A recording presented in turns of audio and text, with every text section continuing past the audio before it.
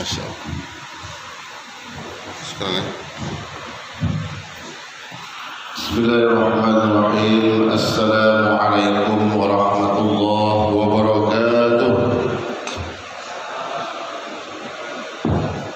Innal hamdalillah nahmaduhu wa nasta'inuhu wa nastaghfiruh wa na'udzu billahi min shururi anfusina wa min sayyiati a'malina. Man yahdihillahu fala mudilla lahu wa man yudlilhu fala hadiya lahu. Ashhadu an la ilaha illallah wahdahu la syarika lahu wa ashhadu anna Muhammadan abduhu wa rasuluh. Allahumma salli ala sayyidina Muhammad wa ala alihi wa sahbihi wa sallim. Pertama sekali marilah kita bersyukur kepada Allah Subhanahu wa taala. Alhamdulillah, pada pagi hari yang berbahagia ini Allah masih memberi kita nikmat kesehatan. Allah juga masih memberi kita kesempatan sehingga kita dapat bersama-sama hadir di masjid yang kita cintai ini dalam rangka untuk menunaikan kewajiban kita, yakni melaksanakan ibadah salat subuh secara berjamaah. Mudah-mudahan ibadah kita pada pagi hari yang berbahagia ini mendapat berkah dari Allah Subhanahu wa taala. Amin ya rabbal alamin. Salawat dan salam semoga senantiasa tercurah kepada junjungan kita Nabi besar Muhammad sallallahu alaihi wasallam. Allahumma salli ala Muhammad wa ala ali Muhammad. Assalamu alayka ya Rasulullah. Yang kami hormati pengurus Majelis Syuhada, tokoh masyarakat, bapak-bapak, ibu-ibu, hadirin hadirat yang dimuliakan Allah Subhanahu wa taala. Pada pagi hari ini kami ingin menyampaikan sebuah hadis Nabi sallallahu alaihi wasallam yang tentunya nanti di ujung hadis ini ada kaitannya dengan aktivitas muamalah kita. Walaupun di awal hadis ini menjelaskan bagaimana kekuatan ibadah yang mesti kita laksanakan, namun tetap ada hubungannya dengan muamalah setiap hari yang kita lakukan. Pada suatu hari Bapak Ibu, Rasulullah SAW ini bersama Muaz. Muaz ini bersama Rasulullah SAW. Kemudian Rasul itu memegang tangan Muaz dan bersabda, "Ya Muaz, la uhibbuka thumma usika la tad'anna fi duburi kulli salatin taqul Allahumma a'inni ala dzikrika wa syukrika wa husni ibadatik." Maka Rasul menyampaikan kepada Muaz, "Wahai Muaz, jangan pernah kau tinggalkan doa setiap di akhir salat mengucapkan Allahumma a'inni ala zikrika wa syukrika wa husni ibadatik." Kalau kita lihat Bapak Ibu, hadis ini la uhibbuka, itu Rasul itu mengatakan aku sangat mencintaimu wahai Muaz. Kemudian aku berwasiat kepadamu, jangan pernah kau tinggalkan doa setiap akhir salat mengatakan Allahumma a'inni ala dzikrika wa syukrika wa husni ibadatik. Berarti bahwa apa yang diberikan Rasulullah SAW ini adalah sesuatu yang terbaik. Karena orang yang sangat dicintainya pastilah yang akan diberikannya sesuatu yang terbaik. Bapak Ibu yang dimuliakan Allah Subhanahu wa taala, terhadap doa ini para ulama berbeda pendapat. Kapan dibaca doa ini? Sebelum sholatkah atau setelah sholat? Maka sebagian ulama mengatakan sebelum salam. Maksudnya sebelum salam ya Pak. Ada yang mengatakan sesudah salam. Jadi ketika kita innaka hamidum majid Allahumma a'inni ala dzikrika wa syukrika wa husni ibadatik. Kemudian assalamualaikum warahmatullahi, assalamualaikum warahmatullahi, Allahumma a'inni ala zikrika wa syukrika wa husni ibadatik. Artinya dua tempat ini boleh dibaca. Bapak Ibu yang dimuliakan Allah Subhanahu wa taala. Kemudian berikutnya, kenapa doa ini diajarkan Rasul kepada Muaz? Apalagi tadi di awal Rasul menunjukkan rasa cintanya kepada Muaz. Berarti yang diberikannya kepada Muaz ini sesuatu yang terbaik. Kita lihat maknanya. Allahumma a'inni, ya Allah tolonglah aku, ala zikrika, untuk berzikir kepadamu, wa syukrika, bersyukur kepadamu, wa husni ibadatik, dan membaguskan ibadah kepadamu. Ini menunjukkan Bapak Ibu bahwa kita ini kadang lemah berzikir, betul Pak? Lemah bersyukur, lemah membaguskan ibadah. Maka kita butuh untuk berdoa kepada Allah, memohon pertolongan dari Allah Subhanahu wa taala agar kita ini kuat untuk beribadah kepada Allah. Zikir kita ini kan banyak, Pak. Mau keluar rumah ada zikirnya, disebut doa keluar rumah. Bangun tidur tadi ada nggak doanya? Namanya doa bangun tidur, itu disebut zikir juga. Tapi kadang-kadang Bapak Ibu keluar rumah lupa berdoa, betul kan? Bangun tidur lupa berdoa, mau makan lupa baca doa makan. Mau apa lagi Bapak Ibu? Pakai baju baru tak ingat doanya apa. Ini artinya apa? Lemah kita, maka butuh pertolongan dari Allah Subhanahu wa taala. Allahumma a'inni ala zikrika wa syukrika wa husni ibadatik. Ya Allah, tolonglah aku untuk berzikir kepadamu. Zikir ini kan banyak Bapak Ibu. Zikir lisan, zikir qalbi, ada namanya zikir af'al, zikir perbuatan. Zikir lisan itulah kita ucapkan subhanallah walhamdulillah wa la ilaha illallah Allahu akbar. Zikir qalbi memaknai apa yang kita baca. Subhanallah, maha suci Allah. Allahu akbar, Allah maha besar. Zikir af'al, ketika kita melakukan satu perbuatan lima. Af'al itu perbuatan. Kita ingin melakukan satu perbuatan, kita ingin mengingat dulu ini dibolehkan Allah atau tidak. Kalau boleh kita lakukan, kalau tidak kita tinggalkan. Itu namanya zikir perbuatan. Zikir itu mengingat. Pas mau makan sesuatu, ini dihalalkan Allah atau diharamkan. Kalau halal kita makan, kalau haram kita tinggalkan. Bapak Ibu yang dirahmati Allah Subhanahu wa taala, maka dalam hal ini kita butuh pertolongan Allah Subhanahu wa taala. Butuh bantuan Allah untuk kuat berzikir kepada Allah. Kemudian yang kedua, kita juga butuh untuk minta tolong kepada Allah agar kuat bersyukur. Apalagi di akhir zaman ini, mana lebih banyak orang bersyukur atau mengeluh? Kan itu ya. Mana lebih banyak orang bersyukur daripada mengeluh? Bapak Ibu yang dimuliakan Allah, kita harus bersyukur setiap hari. Dan cara bersyukur itu yang diajarkan, yang pertama kita ridho terhadap apa yang Allah berikan kepada kita. Ridho, tidak boleh protes. Dikasih banyak, alhamdulillah. Dikasih sedikit, alhamdulillah. Tak ditegur orang, alhamdulillah. Fisik kita lemah, alhamdulillah. Dulu ada sebuah kisah hikmah Bapak Ibu, kisah hikmahnya. Kisah hikmah bahwa dulu ada seorang bendahara di sebuah kerajaan atau datuk bendahara, semacam perdana menteri. Dia ini selalu mengucapkan kalimat alhamdulillah. Setiap apapun yang terjadi dalam dirinya, dia ucapkan alhamdulillah. Baik itu sesuatu yang terbaik ataupun sesuatu yang buruk, maka dia ucapkan alhamdulillah.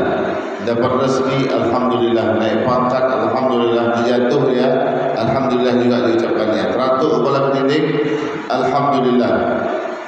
Sehingga ini diperhatikan oleh seorang raja. Kenapa lah datuk bendahara ini seluruhnya alhamdulillah? Akhirnya diajaklah, dipanggil oleh tuan raja untuk berkomunikasi. Datuk bendahara, saya perhatikan anda ini setiap hari mengucapkan alhamdulillah. Kalau dapat rezeki saya setuju, tapi ini kadang dapat musibah pun anda ucapkan alhamdulillah. Bukankah sudah ada doa yang ditetapkan Allah bahwa musibah itu ucapkan inna lillahi wa inna ilaihi raji'un? Maka Datuk Bendahara mengatakan, Tuan Raja, segala sesuatu yang terjadi di muka bumi ini semuanya dari Allah, dan Allah selalu memberikan kepada hambanya yang terbaik. Maka saya merasa pantas saja untuk mengucapkan alhamdulillah. Dari komunikasi ini Bapak Ibu, Datuk Rajanya tidak setuju dengan pendapat Datuk Bendahara. Maka diskusi itu pun terputus. Besok harinya mereka ini mau berangkat pergi berburu suatu yang ke hutan. Sebelum berburu dipersiapkan alat buruan. Pada saat menyiapkan alat buruan, maka tiba-tiba jari Tuan Raja itu terpotong, putus jarinya. Maka Datuk Bendahara ada di sebelahnya, dia mengucapkan alhamdulillah, putus jari. Mendengar itu murka Tuan Raja. Datuk Bendahara, kenapa kau ucapkan alhamdulillah? Karena itu dari Allah Tuan Raja, dan itu pasti terbaik. Jadi putus jari ini terbaik. Marah ya Bapak Ibu. Akhirnya karena marahnya Raja, dipenjaralah Datuk Bendahara ini Bapak Ibu, itu kepada Allah. Setelah dipenjara, singkat ceritanya, maka Raja pun mulai sembuh. Pergi juga dia berburu sendiri. Ternyata di hari itu dia menjumpai binatang buruan yang sangat liar sekali. Dia kejar terus sampai ke hutan belantara. Akhirnya masuk ke kampung suku primitif Bapak Ibu. Rupanya di sana orang sedang berkumpul, bermusyawarah, sedang mencari tumbal untuk disembahkan kepada dewa. Baru saja kepala suku yang mengatakan, wahai rakyatku, saat ini sudah masanya kita harus mencari tumbal untuk diserahkan kepada dewa. Siapa yang bisa mencari? Tiba-tiba Raja termasuk ke sana, terperangkap di situ. Akhirnya semua orang menoleh.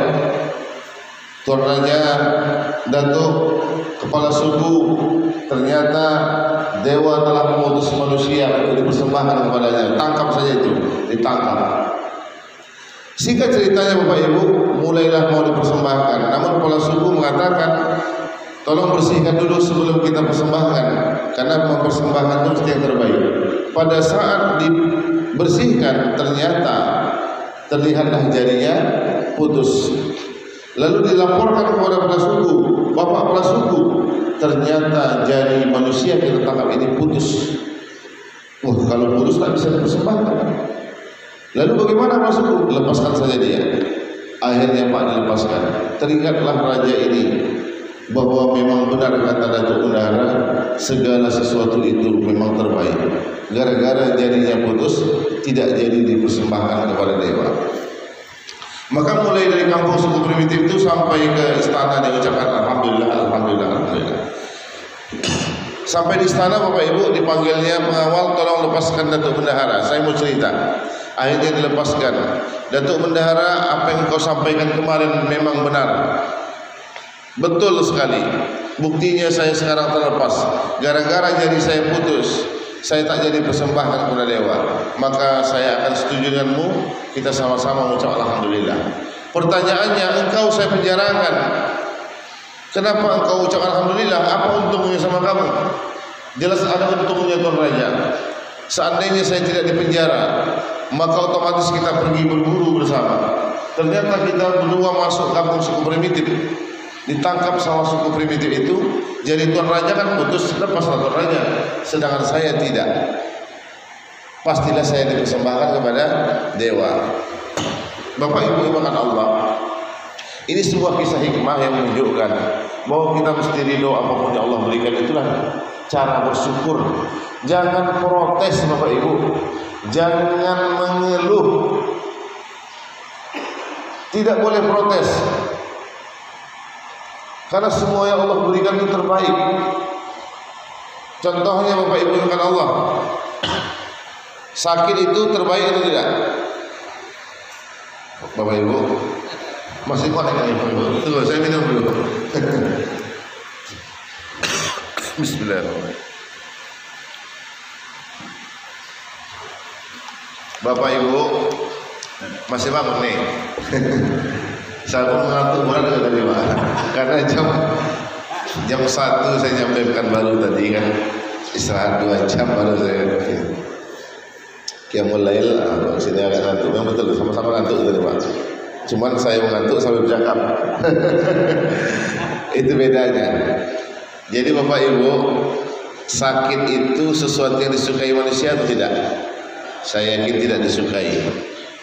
Tapi ketika kita mendapatkan sakit itu, ternyata itu memberikan kebaikan kepada kita. Dalam sebuah riwayat, orang yang tergeletak sakit maka didatangi oleh 4 malaikat. Allah mengutusnya untuk kepada yang sakit itu 4 malaikat. Malaikat yang pertama mencabut selera makan, sehingga orang sakit tak selera makan. Yang kedua mencabut tenaga, maka orang sakit tak bisa dia mengelola sendiri dirinya, harus butuh bantuan orang lain. Yang ketiga, orang sakit itu dicabut cahaya wajahnya, maka orang sakit kelihatan pucat. Yang keempat, orang sakit itu diutus oleh Allah malaikat mencabut dosa-dosanya. Maka setelah sembuh, tenaga dikembalikan, cahaya wajah dikembalikan, selera makan dikembalikan, namun dosa itu tak dikembalikan. Melapor malaikat yang membawa dosa ini, ya Allah, berat kali dosa hambamu ini, tak sanggup aku membawanya. Dikemanakan dosanya? Dia sekarang sudah sembuh. Buang dosanya, karena dia telah memberi kesulitan. Artinya apa Bapak Ibu? Orang yang sembuh dari sakit itu bersih dari dosa. Kira-kira Bapak Ibu mau diampuni dosa-dosanya? Mau Pak ya? Tapi mau sakit? Enggak juga ya, dengan cara yang lain.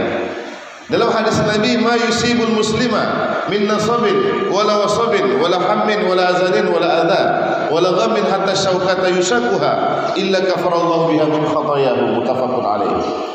Tidaklah yang menimpa seorang muslim dari rasa kecewa, rasa bingung, rasa sakit, rasa gundah, sampai duri mengenai dia, terpijak duri dia, kecuali semua itu menjadi pengampun dosa. Pengampun dosa itu hadis sahih. Jadi artinya apa? Ridho setelah apa Allah berikan. Nah, setelah ridho, cara bersyukur berikutnya apa? Kita gunakan apa yang Allah berikan itu kepada jalan yang disukai Allah. Kalau badan sehat, gunakan untuk ibadah. Kalau harta banyak, gunakan untuk sedekah. Kalau bisnis, pilih bisnis yang halal. Tidak boleh curang, ya Pak. Nah, ini mulai dia Pak. Tidak boleh menipu. Jangan terformat hanya untung banyak yang kita inginkan dalam pikiran kita, tapi yang kita format itu bagaimana ini halal yang kita kerjakan, maka bonusnya akan dapat untung banyak. Kewajiban kita Bapak Ibu melaksanakan satu aktivitas itu sesuai perintah Allah. Kalau dari aktivitas ketaatan dan sesuai perintah Allah itu dapat keuntungan, itu bonus Pak. Bonus dari Allah. Mungkin bisnis jual beli mobil, bisnis jual handphone, bisnis barang harian. Jangan terpikir oleh kita untuk merusak kejujuran dalam bisnis. Ya Bapak Ibu, karena tantangannya besar. Apa gunanya harta nanti dapat banyak, tapi berat di akhirat. Berat di akhirat Bapak Ibu. Apalagi ketika kita dalam kesulitan bisnis, kita kurang sabar, maka bisa terjerumus kepada muamalah yang keliru. Kurang sabar, modal kurang, keluarga tak ada yang mau minjamkan, kan itu Pak ya? Keluarga tak ada yang mau minjamkan, kawan-kawan sama posisi sama kayak kita, akhirnya kemana? Akhirnya kita pinjam ke satu lembaga keuangan dan kita siap menerima risiko. Kita pinjam 100 juta yang sampai kepada kita kadang cuma 90 juta. Kenapa? Karena ada administrasi, ada yang mengurusi. Bisa Pak, pokoknya bisa lah, kata yang ngurusi. Tapi 100 juta itu sama Bapak 90 nanti ya. Karena kita butuh oke-oke itu udah salah, riba, ya kan? Riba. Jadi artinya apa Bapak Ibu? Yang kedua itu gunakan segala nikmat yang Allah berikan kepada jalan yang diridhoi Allah. Jadi harus sabar Pak. Kadang sabar itu yang kurang kan? Apalagi Bapak Ibu kita merasa nasabah terbaik. Kenapa terbaik? Lancar pembayaran ya. Begitu mau lunas dapat tawaran baru. Bapak termasuk nasabah kami yang terbaik. Kemarin kan pinjam 100 juta, ini bisa kami tingkatkan lagi jadi 300 juta sampai 500 juta. Kita pun merasa oh saya memang bukan hamba terbaik ya, nasabah terbaik. Akhirnya Bapak Ibu waktu kita mencari rezeki itu hanya habis untuk bayar utang. Ya Pak, tak tenang hidup kita. Macam mana kita mau bersyukur? Setiap hari kita tuh sibuk hanya membayar utang. Begitu detik-detik jatuh tempo, emosi memuncak. Ya kan? Anak pun menegur kita, tak manis wajah kita menengok anak. Ya kan? Istri ngajaknya jalan, kami tak bisa dulu bulan ini jalan. Ini aja belum jelas pembayaran dari mana kita dapatkan. Betul. Padahal itu pergi jalan-jalan sama istri, menjaga kebesaran, menggugurkan dosa-dosa, tak bisa kita lakukan karena tantangan yang kita hadapi kesalahan dari cara kita bersyukur kepada Allah. Kita mau menyantai ngopi di rumah itu gak sempat. Mau tidur mikir besok mau kerjakan gimana cari. Ya. Jadi kemarin sore Bapak Ibu, saya berjumpa dengan seorang pengusaha rumah makan di daerah tak jauh dari Candi Martapus itu. Dia cerita, dia dulu adalah untuk modal itu memang minjem di bank. Repot Ustaz, repot.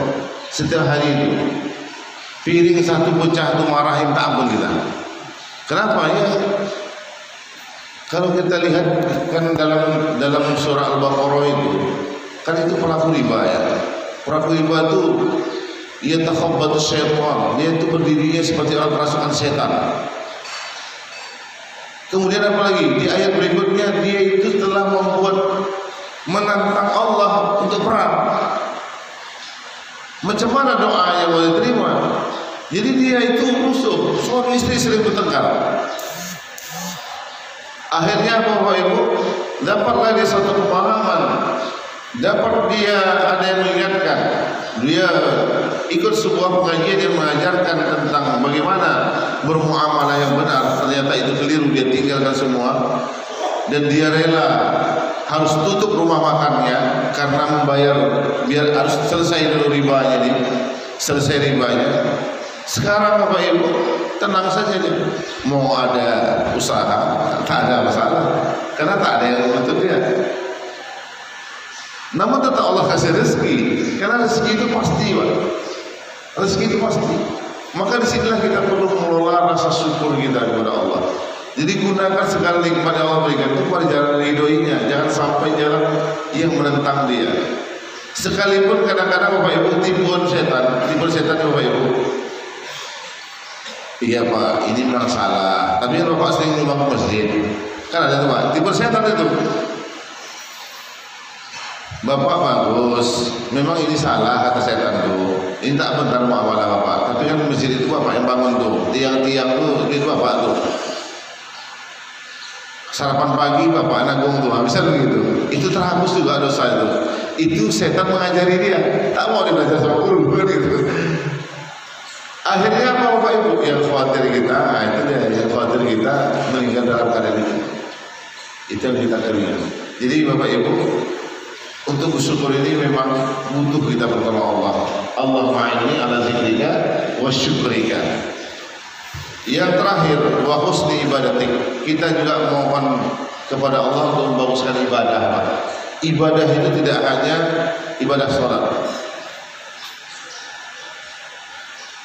ibadah yang paling banyak yang kita lakukan itu adalah ibadah muamalah. Kalau sholat 10 menit lewat, mungkin 15 menit paling lama, udah lama kali 15 menit. Muamalah yang paling banyak ibadah kita. Apalagi perkembangan muamalah ini begitu pesat. Dan itu perlu kita ketahui. Misalnya Bapak Ibu, sekarang ini ada namanya dompet virtual. Dompet virtual, Pak. Jadi kita tidak perlu lagi nyimpan uang banyak-banyak, cukup di dompet virtual dengan cara membuat akun dompet seperti OVO Dana kan itu Pak ya. Jadi itu tidak ada masalah karena itu konsepnya sama dengan menyimpan di rekening atau di mana saja. Namun ada yang nanti yang perlu kita luruskan karena konsepnya status uang kita simpan di dompet virtual itu bisa dikategorikan berbagai macam yang menurut pendapat para ahli. Ada yang mengatakan itu sekedar titipan, ada itu hanya sekedar deposit, itu hanya sekedar menyimpan, ada. Tetapi pada konsepnya Bapak Ibu, konsepnya itu sama dengan kita nyimpan uang di bank. Konsepnya si OVO, si Dana, apalagi GoPay, ketika itu dia kan pasti uang tadi masuk tetap alurnya ke BI, itu pasti dipakai, maka statusnya uang itu mereka pinjam ke kita, kan gitu Pak. Kalau dia berubah bukan hanya titipan lagi, berubah menjadi pinjaman atau hutang piutang, bukan hutang kita, hutang akun ya. Maka kalau ada fasilitas-fasilitas yang atau manfaat dari simpanan tadi tak boleh diambil. Contoh, kita beli naik Gojek, kan sudah ada deposit kita. Lalu ada diskon tak boleh ambil. Karena status uang tadi itu dari pinjaman. Karena begini Bapak Ibu, untuk logikanya seperti apa pinjaman itu gini dia. Secara offline dulu ya. Saya uang ada 1 juta. Pak, ginilah logikanya. Kan biasa kalau saya itu tinggal di masjid, karena takut uang tinggal di masjid, saya titip uang sama bapak misalnya. Kan ada pasti di antara jemaah itu ada yang paling akrab dengan garis masjid kan gitu kan. Seperti anak angkat lah gitu kan. Pak, titip 1 juta. Ya. Kalau memang 1 juta itu tidak diganggu dari awal sampai akhir, itu betul titipan. Begitu dia balikkan, minta, Pak mana uang tadi? Saya mau betul itu ikatnya sama, tak dipakai sama yang punya. Oh itu uang 1 juta. Untuk apa nih? Saya mau beli handphone. Mana cukup bapak tambahan, tidak ada masalah. Tapi pinjam 1 juta sudah dia gunakan, hanya nominal tinggal lihat nominal nanti. Oh kalau kapan dia minta saya kasih lah pokoknya. Maka statusnya sudah jadi pinjaman hutang. Maka tidak boleh ada tambahan setelah itu. Begitu juga di akun tadi. Jadi kalau ada fasilitas-fasilitas yang mungkin beli makan dapat bonus ya, dapat diskon, itu tidak boleh diambil.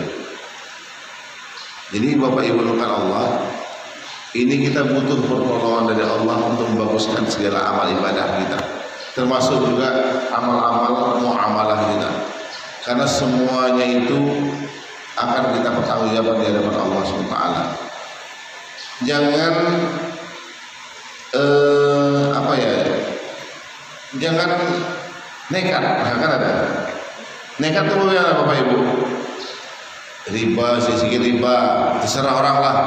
Kan yang ada dosa saya, itu namanya nekat. Kan ada begitu. Terserah Ustadz tuh mau nyampaikan apa. Dia kan tak tahu bisnis saya. Itu namanya nekat. Bahaya Bapak Ibu, bahaya sekali. Jadi tidak boleh nekat Pak. Harus rendah hati, sabar. Kita coba perbaiki. Karena sudah banyak orang saat ini memperbaikinya. Nah, untuk itu kita untuk kuat seperti itu butuh pertolongan Allah. Maka kita doakan Allah ma'inni ala zikrika wa syukrika wa husni ibadatik. agar ibadah kita itu bagus, muamalah kita bagus, kita bisnis tapi halal. Kita sekarang harus jadi orang kaya. Masa banyak kali aturan-aturannya. Pertanyaannya, apakah dulu tidak ada orang kaya? Ada, Abdurrahman bin Auf, Utsman bin Affan. Tapi mereka dijamin masuk surga. Kenapa dijamin? Karena tata cara yang dia gunakan tidak melanggar syariat Allah. Nah, disinilah Bapak Ibu, perbanyak doa tadi itu agar kita bagus dalam bermuamalah. Barangkali Bapak Ibu Allah ada yang mau didiskusikan, kita persilahkan. Ya, silakan Pak. Waalaikumsalam warahmatullahi wabarakatuh.